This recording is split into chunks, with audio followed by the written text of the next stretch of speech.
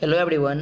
तो आज हम आपके अपने चैनल में जो मैंने क्लास 11th के बायोलॉजी का चैप्टर 1 जो कि है द लिविंग वर्ल्ड वो मैंने स्टार्ट किया था। उसका मैंने इंट्रोडक्टरी पार्ट देख लिया था। उसका सेकंड लेक्चर मैंने कल आपके लिए लेकर आया था कि व्हाट इज़ लिविंग होता क्या है। और इस लेक्चर में हम देखने वाले हैं diversity in the living world. सबसे पहले आप डाइवर्सिटी का मतलब समझिए। डाइवर्सिटी एक ऐसा चीज़ है, ठीक है, जिसमें आपके जो लिविंग वर्ल्ड में जितने भी ऑर्गेनिजम्स रहते हैं उनको डाइवर्स किया जाता है। वो आपके एनवायरनमेंट में रहते हैं, ठीक है, चाहे आप वो ग्रुप बना के रहें चाहे वो इंडिविजुअली रहें, लेकिन वो आपका डाइवर्सिटी होता है।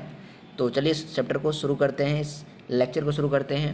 If you look around you will see a large variety of living organisms. वही बोला मैंने कि अगर आप दूर दूर तक देखें और नज़दीक तक देखें तो आपको बहुत सारे वैरायटी के अलग अलग वैरायटी के आपको अलग अलग ऑर्गेनिजम्स दिखने को मिलेंगे। यानी अगर आप ढूंढने के लिए निकलते हो ऑर्गेनिजम्स को, ठीक है, जैसे आप आज निकल करके देखें तो आपको भर ज़िंदगी आपकी बीत जाएगी इसी में ढूंढने में, लेकिन आपका जो स्पीसीज़ है, जो ऑर्गेनिजम्स है, वो आपके ख़त्म होने वाले नहीं हैं, ठीक है, जो लिविंग है, ठीक है, उसको आप नहीं ढूंढ पाओगे।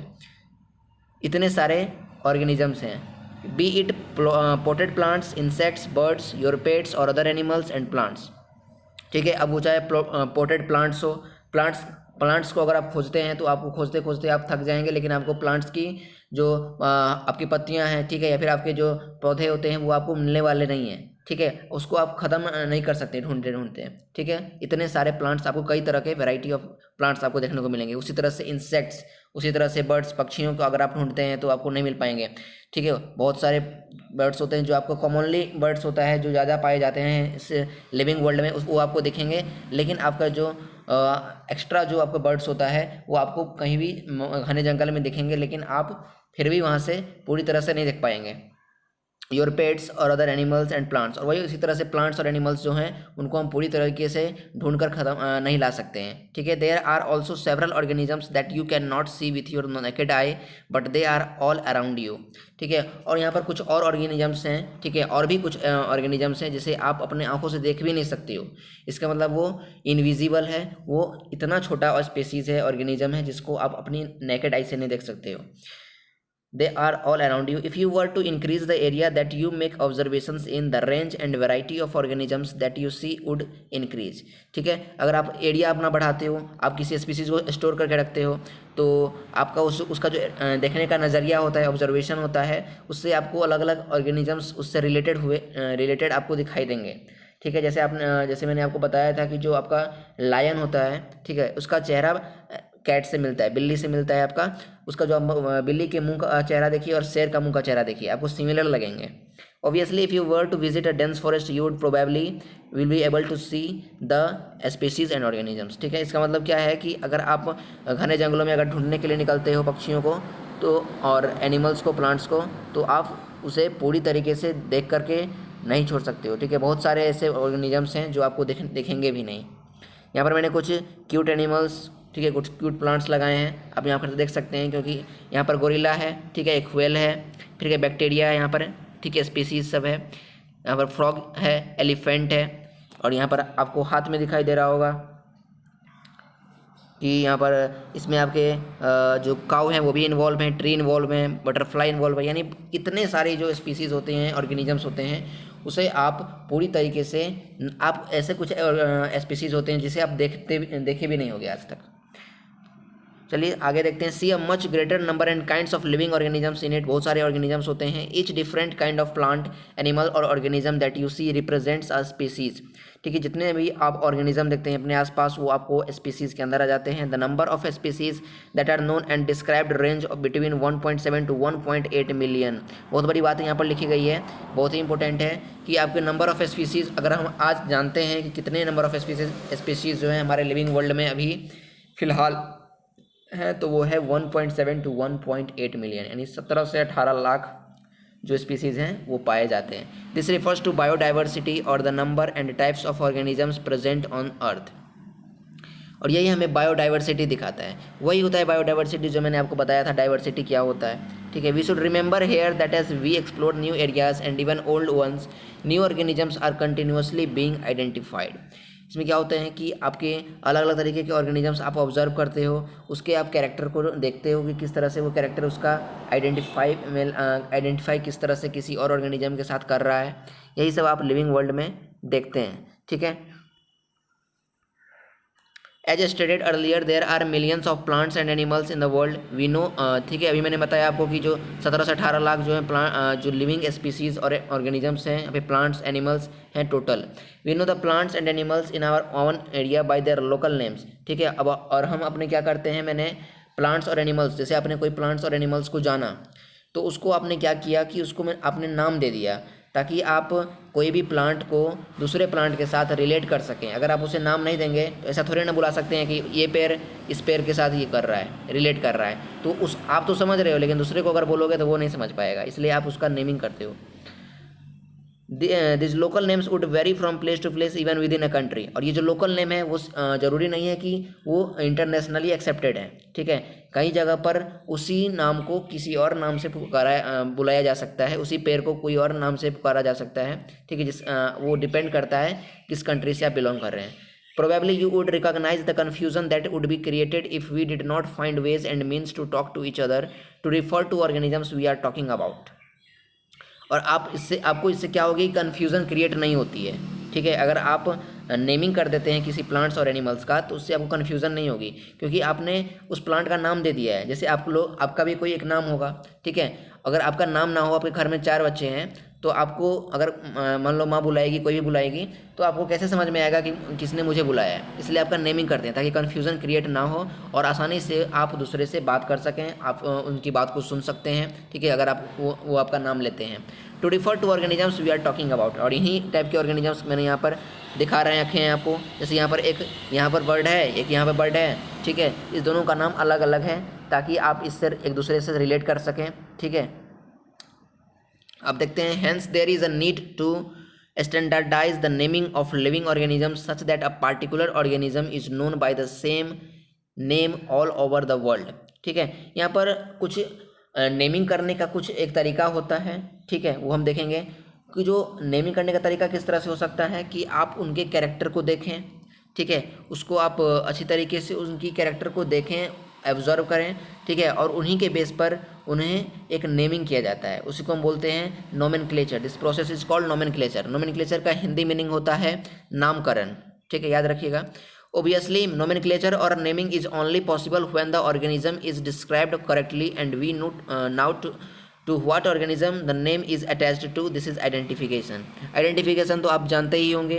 ठीक है, किसी को आपने देखा, ठीक है, कोई भी लिविंग स्पीसीज है और इंसेक्ट्स है, प्लांट्स और एनिमल्स है, आपने उसको ऑब्जर्व किया, उसके आपने ऑब्जर्व करके आपने उसके आइडेंटिफाई किया। ठीक है, तो ये जो आइडेंटिफाई करने का जो प्रोसेस होता है वही आइडेंटिफिकेशन कहलाता है। ठीक है, यहाँ पर जैसे फिगर में दिख रहा होगा कि आप जितने सारे प्लांट और एनिमल्स आपको दिख रहे होंगे, तो ये सारे के नेमिंग किए गए हैं, आइडेंटिफाई किए गए हैं एक दूसरे के साथ। ठीक है, और जो एक दूसरे से आइडेंटिफाई करते हुए मिल जाते हैं उनको उन्हीं ग्रुप में रखा गया है। हम आगे पढ़ेंगे ग्रुप्स के बारे में। ठीक है, क्लासिफिकेशन ऑफ नोमेनक्लेचर में हम पढ़ेंगे। अब देखिए, in order to facilitate the study, number of scientists have established procedures to assign a scientific name to each known organism। और इसको फैसिलिटेट करने के लिए क्या किया गया है कि जो साइंटिस्ट होते हैं उन्होंने क्या किया है कि एक प्रोसीड्यूर को अपने आप को अपना लिया है, और उन्होंने ऐसा प्रोसीड्यूर अपना लिया है जिससे वो ऑर्गेनिजम्स को आसानी से नाम दे सकते हैं। This is acceptable to biologist all over the world, और ये जो है वो एक्सेप्टेबल है। ठीक है, पूरे दुनिया में एक्सेप्टेबल होगा। इस तरह से साइंटिस्ट ने क्या किया है, प्रोसीड्यूर आपको अपनाया है। For plants scientific names are based on agreed principles and criteria. Plants के लिए क्या है, साइंटिफिक नेम्स जो हैं वो बेस हैं एग्री प्रिंसिपल और क्राइटेरिया के बेस पर, which are provided in international code for botanical nomenclature. ठीक है, जो प्रोवाइड किए जाते हैं कहाँ पर, international code for botanical nomenclature में। ठीक है, फुल फॉर्म याद रखिएगा, ICBN। ठीक है, यहाँ पर आपको जो international code for botanical nomenclature है, ये एक ऐसा क्राइटेरिया है जिससे क्या करते हैं, साइंटिफिक नेम्स जो है साइंटिस्ट के द्वारा दिया जाता है। ठीक है, इतने सारे आपको यहाँ पर ब्रीड्स ऑफ शिप देख रहे होंगे। यहाँ पर भेड़िए के देखिए कितने तरीके के भेड़ियाएँ हैं। अब देखते हैं, named animal taxonomist have evolved international code of zoological nomenclature. अब देखिए, अभी आपने पढ़ा international code of binomial nomenclature, यही था बोटेनिकल नोमेनक्लेचर। अब दिखा रहा है आपका animal taxonomist have evolved international code of zoological nomenclature. सबसे पहले आप बोटनिकल और जूलॉजिकल समझिए। बॉटनिकल जो है बॉटनिकल पार्ट जो होता है उसमें हम प्लांट्स के बारे में पढ़ते हैं, ठीक है, और जो जूलॉजिकल होता है वो हम एनिमल्स के बारे में पढ़ते हैं, ठीक है। ये इतना बात याद रखना है आपको। और फुल फॉर्म आपका है इसका ICZN, ठीक है। तो जो एनिमल्स के नाम जो पढ़ेंगे साइंटिस्ट के द्वारा वो कौन कंडक्ट कर, वो जो प्रोसीड्यूर अपनाएगा वो कौन अपनाएगा, international code of zoological nomenclature. The scientific names ensure that each organism has only one name. और जो साइंटिफिक नेम यहाँ पर दिए जाएंगे हर ऑर्गेनिज्म को वो सिर्फ एक ही तरीके के होंगे। ऐसा नहीं कि एक साइंटिस्ट ने स्पीसीज और एनिमल्स का, प्लांट्स का अलग नाम दे दिया और दूसरे साइंटिस्ट ने अलग नाम दे दिया, ऐसा नहीं है। वो जो है वो ऑल ओवर द वर्ल्ड जो है वो इक्वली मैच्ड होना चाहिए। Description of any organism should enable the people in any part of the world to arrive at the same time, ठीक है। बताया, यही मैंने आपको बताया है कि पूरे वर्ल्ड में जो है वो नाम एक ही होना चाहिए। They also ensure that such a name has not been used for any other known organism. और उन्होंने ये बताया है कि जो कोई भी नाम होता है आप उसी नाम से उसको बुला सकते हो, ठीक है। It will be the easier for the people who take the name of animals in easier way, ठीक है। अब देखते हैं आगे। Biologist follow universally accepted principles to provide scientific names to known organisms. Biologist ने क्या, यानी साइंटिस्ट ने क्या किया है, कुछ यूनिवर्सली एक्सेप्टेड प्रिंसिपल बनाया है, प्रोसीड्यूर बनाया है ताकि ऑर्गेनिजम्स को वो नेमिंग कर सकें। ईच नेम हैज़ 2 कंपोनेंट्स, और एक नाम का जो है, प्रत्येक नाम का जो है जितने भी नाम होंगे उनके 2 कंपोनेंट्स होंगे। क्या होंगे, प्रत्येक नाम के कितने होंगे, 2 कंपोनेंट्स होंगे। एक होगा जेनेरिक नेम एंड एक होगा स्पेसिफिक एपिथेट, जिसको आप जेनेरिक नेम को जीनस बोलते हो और स्पेसिफिक एपिथेट को आप स्पीसीज बोलते हो, जो आपने क्लास 9th में पढ़ा है बायोलॉजी में। This A system of providing a name with 2 components is called binomial nomenclature, ठीक है। जैसे आप लोग समझिए, पहले बाइनरी क्या होता है। बाइनरी आप लोगों ने कंप्यूटर में पढ़ा होगा कि बाइनरी हम 2 जो होता है जिसमें 2 प्रोसेसर इन्वॉल्व होते हैं उसे बाइनरी बोलते हैं, ठीक है। बाइनरी इक्वेशन आपने पढ़ा होगा। उसी तरह से बाइनोमियल नोमेनक्लेचर इसलिए है, आपने मैथ में भी बाइनोमियल, ठीक है, पढ़ा होगा पॉलिनोमियल चैप्टर में। तो इसके 2 कंपोनेंट्स हैं, तो इसका मतलब ये क्या है, बाइनोमियल नोमेनक्लेचर है। This naming system given by Carolus Linnaeus is being practised by biologists all over the world. और ये जो नेमिंग सिस्टम है, ठीक है, वो दिया गया है किसके द्वारा, कैरोलस लिनियस का, साइंटिस्ट का नाम याद रखिएगा। ये प्रैक्टिस जो बायोलॉजिस्ट के द्वारा प्रैक्टिस किया गया है पूरे वर्ल्ड में। This naming system using a 2 word format was found this naming system using a 2 word format was found convenient. और ये जो नेमिंग सिस्टम है वो बहुत ही सफल रहा। 2 वर्ड का जो नेमिंग है, ठीक है, प्लांट्स, स्पीसीज, इंसेक्ट्स, एनिमल्स सभी के दिए गए। Let us take the example of mango to understand the way of providing scientific names better, ठीक है। चलिए हम एग्जांपल लेते हैं मैंगो का, ताकि आपको साइंटिफिक नेम जो है समझ में आ जाए। देखिए, providing the scientific name of mango is written as Mangifera indica. बहुत ही इंपॉर्टेंट क्वेश्चन है for at the point of NEET. अगर देखें, ठीक है, तो नीट में पूछे जाते हैं कि जो साइंटिफिक नेम होता है मैंगो का वो आपको टिक करना होता है। तो इसका जो राइट आंसर होगा वो होगा मैंगीफेरा इंडिका, ठीक है। इसका जो साइंटिफिक नेम है वो मैंगीफेरा इंडिका होगा, जिसमें से एक आपका मैंगीफेरा जो है वो जीनस है, इंडिका आपका स्पीसीज़ है।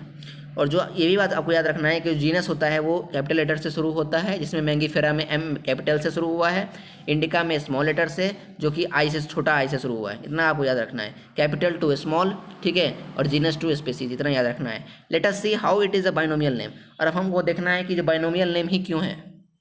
In this name Mangifera represents the genus while indica is a particular species. देखिए, अभी मैंने आपको यही बताया है कि मैंगीफेरा जो है वो जीनस रिप्रेजेंट करता है, और जो इंडिका है वो एक पार्टिकुलर स्पीसीज़ है, उसको स्पेसिफिक एपिथेट बोल सकते हैं। और जो जीनस होता है उसको जेनेरिक नेम बोल सकते हैं। Other universal rules of nomenclature are as follows. कुछ यूनिवर्सल रूल्स हैं, आपको बताएंगे हम। तब तक अब इस फिगर को देखिए, जो साइंटिफिक नेम है मैंगो का, ठीक है, वो किस तरह से आपको दिया गया है। चलिए अब रूल्स देख लेते हैं इसके। Biological names are generally in Latin and written in italics. जो बायोलॉजिकल नेम होते हैं, ठीक है, साइंटिफिक नेम होते हैं, वो लैटिन में वर्ड में होते हैं, और जो वर्ड में नहीं, लैटिन से आए हुए होते हैं, और उसको लिखा जाता है इटैलिक्स में। दे आर लैटिनाइज्ड और derived from Latin irrespective of their origin, जो है वो लैटिन से आया हुआ जो नाम होता है वो। The first word in a biological name represents the genus while the second component denotes the specific epithet. जो बायोलॉजिकल नाम में जो फर्स्ट वर्ड होता है वो रिप्रेजेंट करता है जीनस, जो कि दूसरा कंपोनेंट होता है वो डिनोट करता है स्पेसिफिक एपिथेट। मैंने कितना बार बता दिया, आपको समझ में आ गया होगा, भेजे में घुस गया होगा। Both the words in a biological name when hand written are separately underlined. ठीक है, जो दोनों वर्ड्स होते हैं बायोलॉजिकल नेम में, ठीक है, जब इसको हाथ से अगर हम लिखते हैं तो वो आप इसको अंडरलाइन वे में लिखते हैं, ये आपका रूल है, आपको लिखना पड़ेगा। ठीक है, फिर या तो आप अंडरलाइन कर दो या फिर आप उसको इटैलिक्स में लिखो। ठीक है, ताकि आपको उससे पता चले कि ये जो वर्ड है वो लैटिन से आया है, ये नेम जो है वो लैटिन से आया हुआ है। The first word denoting the genus starts with a capital letter while the specific epithet starts with a small letter. It can be illustrated with the example of Mangifera indica. जो पहला word है वो genus with capital letter से start करना है, और जो दूसरा वर्ड होगा वो स्मॉल लेटर से। ठीक है, जो कि हमारा क्या होगा वो स्पेसिफिक एपिथेट या फिर स्पीसीज। समझ में आ गई होगी आपको बात? अगर समझ में आ रही है तो वीडियो को लाइक करिए, अपने दोस्तों को बुलाइए जल्दी से। With the example of Mangifera indica. अब देखिए यहाँ पर बहुत ही इंपॉर्टेंट कंसेप्ट है यहाँ पर। Name of the author appears after the specific epithet that is at the end of the biological name and is written in an abbreviated form. Example Mangifera indica लिन।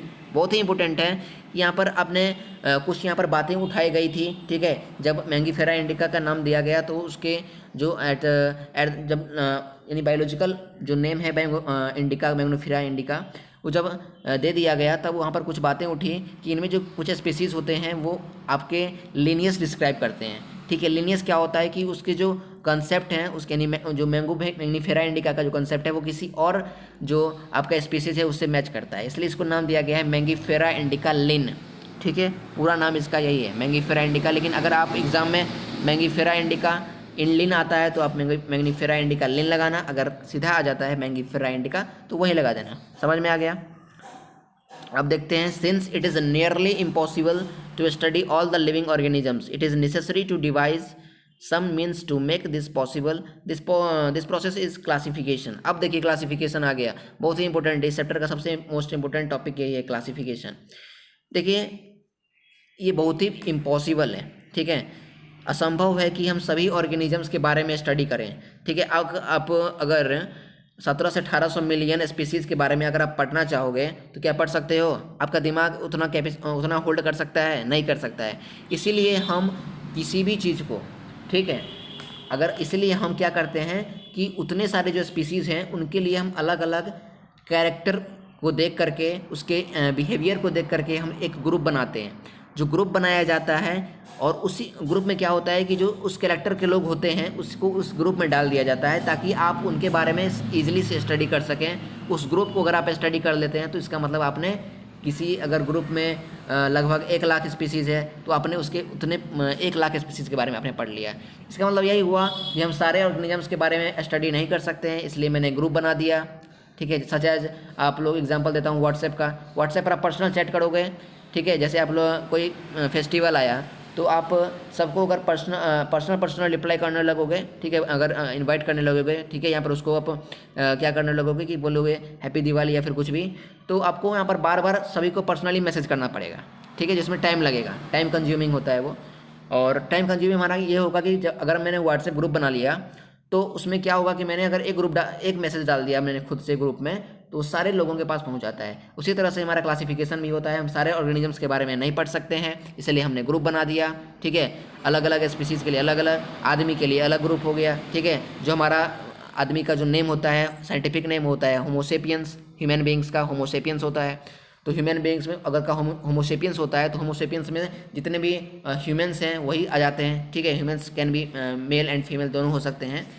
तो आप हर इंडिविजुअल के लिए आप सिर्फ मेरे लिए स्टडी नहीं कर सकते, आप अपने लिए स्टडी नहीं कर सकते। ठीक है, पर्सनली आप स्टडी करने लगेंगे तो आपको बहुत टाइम लग जाएगा। ठीक है, ज़िंदगी भर आप नहीं कर पाएंगे, इसलिए ग्रुप बना दिया गया है। समझ में आ गया होगा? Classification is the process by which anything is grouped into convenient categories based on some easily observable character. वही मैंने बताया, ग्रुपिंग कर दिया जाता है, कैटेगरी में डिवाइड कर दिया जाता है, और किसके बेस पर? और सिंपली ईजिली ऑब्जर्वेबल कैरेक्टर। ठीक है, आप हमको देख रहे हो, हम आपको देख रहे हैं, ठीक है, आप हमसे क्या ऑब्जर्व कर रहे हैं, हम आपसे क्या ऑब्जर्व कर रहे हैं, ठीक है। इसी को के बेस पर क्या कर दिया जाता है, क्लासीफाई कर दिया जाता है। For example we easily recognize groups such as plants और एनिमल्स, ठीक है, हम आसानी से ग्रुप्स और प्लांट्स और एनिमल्स के बारे में रिकॉग्नाइज करके उसको स्टडी कर सकते हैं।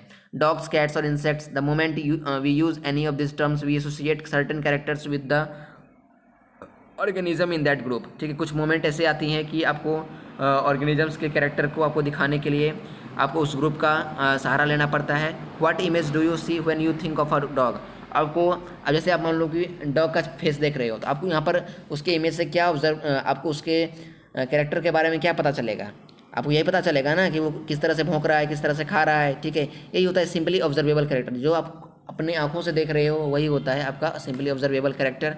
Obviously each one of us will see dogs and not cats. Now if we were to think of Alsatians, we know what are we talking about. Similarly, suppose we were to say any mammals, you would, ठीक है। कुछ एल्सेटियंस हैं जो आपके उसके बारे में बताए जाते हैं, ठीक है। कुछ मैमल्स हैं, उनका भी कुछ साइंटिफिक नेम दिए गए हैं। Of course, think of animals with external ears and body hair. Likewise, in plants, if we try to talk of wheat, the picture in each of our minds will be of wheat plants, not of rice or any other plant. ठीक है, यही बताया गया है बहुत आसानी से। अगर आप किसी को देखते हो, ठीक है, कोई भी स्पीसीज़ को देखते हो, कोई भी लिविंग ऑर्गेनिजम्स को देखते हो, तो आप उसके बारे में ऑब्जर्व करते हो। जैसे ऐसा नहीं कि मैंने कुत्ता को देख लिया तो मैं चावल के बारे में सोचने लगूंगा कि ये चावल जैसा, चावल से आप रिलेट करने लगोगे, ऐसा तो नहीं है। Wheat, rice, plants, animals are convenient categories we use to study organisms. The scientific term for those categories are taxa, ठीक है। कुछ जो कैटेगरी होता है उसको टैक्सा का नाम दे दिया गया है। Here you must recognize that taxa can indicate categories at different levels. जो टैक्सा होता है उसको अलग अलग कैटेगरी में डिवाइड करके अलग अलग लेवल पे उसको डिवाइड किया गया है। Plants also form a taxa, जो पौधे होते हैं वो भी एक टैक्सा का फॉर्म होते हैं। Wheat is also a taxa, गेहूँ है वो भी एक टैक्सा है। Similarly animals, mammals, dogs are all taxa, जितने भी एनिमल्स हैं, मैमल्स मतलब ह्यूमन्स हैं, ह्यूमन आ गए इसमें, वो सभी टैक्सा हैं। But you know that a dog is a mammal and mammals are animals, लेकिन आप जानते हैं कि जो डॉग होता है वो एक मैमल होता है और जो मैमल्स होते हैं वो एक जानवर होते हैं, जानवरों का वो जो है ग्रुप होता है। Therefore animals, mammals and dogs represent taxa at different levels, इसलिए जो एनिमल्स, मैमल्स और डॉग कुत्ते होते हैं वो टैक्सा रिप्रेजेंट करते हैं अलग अलग लेवल पे। अब देखते हैं, हैंस बेस्ड ऑन कैरेक्टरिस्टिक्स और living organisms can be classified into different taxa. This process of classification is taxonomy, ठीक है। कैरेक्टरिस्टिक के बेस पर क्या किया गया है, सभी ऑर्गेनिजम्स को क्लासीफाई किया गया है अलग अलग टैक्सा में, और इस प्रोसेस को क्या बोलते हैं, taxonomy, on the basis of principles and procedures of classification. External and internal structure along with the structure of cell development process and ecological information of organisms are essential and form the basics of modern taxonomic studies, ठीक है। अगर आप observe कर रहे हो तो उसके external structure के बारे में समझ सकते हैं, इंटरनल स्ट्रक्चर, ठीक है, उसमें इन्वॉल्व हो सकता है, लेकिन आप उसको एक्सटर्नल आप जो उसको ऑब्जर्व कर सकते हैं, ठीक है। उसके सेल का स्ट्रक्चर क्या है ये आपका एक्सटर्नल आ जाता है, ठीक है। सेल का आप बाहर से नहीं देख सकते हैं। डेवलपमेंट प्रोसेस होता है वो आप देख सकते हैं, आप वो एक्सटर्नल है। इकोलॉजिकल इन्फॉर्मेशन ऑफ ऑर्गेनिजम्स, ठीक है, उसका जो बॉडी किस तरह से काम कर रहा है वो ज़रूरी होता है। ये सभी होते हैं मॉडर्न टैक्सोनॉमिक स्टडी के बारे में इसमें पढ़ा जाता है। Hence characterization, identification, classification and nomenclature are the processes that are basic to taxonomy. अब टैक्सोनॉमी के अंदर क्या क्या आ जाते हैं, कैरेक्टराइजेशन, ठीक है, किसी भी स्पेसिफिक लिविंग ऑर्गेनिजम्स का कैरेक्टर कैसा है, उसका आइडेंटिफिकेशन कैसा चल रहा है, क्लासिफिकेशन कैसा है, ठीक है, किस तरह से किस ग्रुप में क्लासीफाई हुआ है, क्या उसका नेमिंग है, यही सब आ जाते हैं इसमें। अब देखते हैं, taxonomy is not something new. Taxonomy जो है वो कुछ नया नहीं है, वो पहले से भी चले आ रहे हैं, जुग जुग से चले आ रहे हैं। आपके जो दादाजी के दादाजी होंगे वो उन्हीं के ज़माने से चला आ रहा है। ह्यूमन बीइंग्स, हाँ ये है कि इसमें इवोल्यूशन हुआ है, ठीक है, यानी अब जो पिछले ज़माने वाले जो थे टैक्सोनॉमी वो अब नहीं रहे। Human beings have always been interested in knowing more and more about the various kinds of organisms, particularly with reference to their own use. अब जो लोग हैं उनमें भी अब इंटरेस्ट आने लगा है किस चीज़ में, अलग अलग ऑर्गेनिजम्स के बारे में जानने का, ठीक है, लेकिन पहले ऐसा नहीं हुआ करता था। In early days human beings needed to find sources for that basic needs of food, clothing and shelter. जो पिछले के जो ज़माने थे उसमें लोग इनके बारे में तो जानना नहीं, उनके बारे में नहीं जानने का इंटरेस्ट लिया करते थे। वो अपने बेसिक नीड्स ऑफ लाइफ के में लगे हुए रहते थे। फूड के लिए आप तरबतर जो जंगलों में ढूंढते रहते थे। क्लोथिंग हो गया आपका, कपड़े की तलाश में। शेल्टर यानी जो भूख के प्रयास में, कुछ खाने के लिए, कहीं पर रहने के लिए। Hence the earliest classifications were based on the uses of various organisms। इसलिए जो पहले का जो क्लासिफिकेशन है वो बेस है अलग अलग ऑर्गेनिजम्स के यूज पर, ठीक है, अलग अलग जो उसका वो है। अब देखते हैं आज इस लेक्चर का लास्ट टॉपिक है ये, diversity in the living world का। Human beings were since long not only interested in knowing more about different kinds of organisms and their diversities but also the relationship among them। अब जो अब आदमी जो है वो आप जानते ही हैं, आप किसी से रिलेशन रखने में कितना माहिर हैं वो आप ही जानते होगे, ठीक है। इसमें क्या होता है कि अलग अलग ऑर्गेनिजम्स होते हैं, वो उनका अलग अलग डाइवर्सिटी होता है, ठीक है। अलग अलग ऑर्गेनिजम्स का अलग अलग डाइवर्सिटी है। जैसे आप लोग बिलोंग करते हैं होमोसेपियंस, ठीक है, होमोसेपियंस से, जो कि आपका साइंटिफिक नेम है। But also the relationship among दम, और वो जो है वो रिलेशनशिप जो है वो भी उसको कैरी करते हैं, ठीक है। The branch of study was referred to as systematics, और ये जो रिलेशनशिप होता है ऑर्गेनिजम्स के साथ यही हमारा सिस्टमेटिक्स कहलाता है।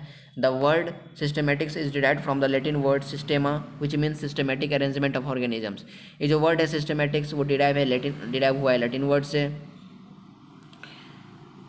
डिराइव हुआ है, जिसका मतलब होता है ऑर्गेनिजम्स का अरेंजमेंट, ठीक है। किसी चीज़ को आप अरेंज करते हो, चाहे वो इंक्रीजिंग ऑर्डर में है या चाहे वो डिक्रीजिंग ऑर्डर में है। Linnaeus used Systema Naturae as the title of his publication. जो लिनियस है उन्होंने क्या किया है, सिस्टेमा नेचुरी का यूज़ किया है अपने पब्लिकेशन को यूज़ करने के लिए। The scope of systematics was later enlarged to include identification, nomenclature and classification. और जो बाद में जो सिस्टमेटिक्स है, ठीक है, आप लोगों ने देखा टेक्सोनोमी में भी और सिस्टमेटिक्स में भी ये कॉमन है। क्या कॉमन है? तो identification, nomenclature and classification. Systematics takes into account evolutionary relationships between organism, यानी सिस्टमेटिक्स जो है वो रिलेशनशिप में बिलीव करता है, वो ऑर्गेनिजम्स के साथ मिलजुल के रहने की जो स्टडी होती है उसे हम सिस्टमेटिक्स बोल देते हैं, ठीक है। तो आई होप कि आप लोगों को diversity in the living world समझ में आ गया होगा। नेक्स्ट चैप्टर में, नेक्स्ट टॉपिक में हम जो पढ़ेंगे अगला टॉपिक, तब तक के लिए बने रहिए चैनल के साथ। तब तक के लिए बाय।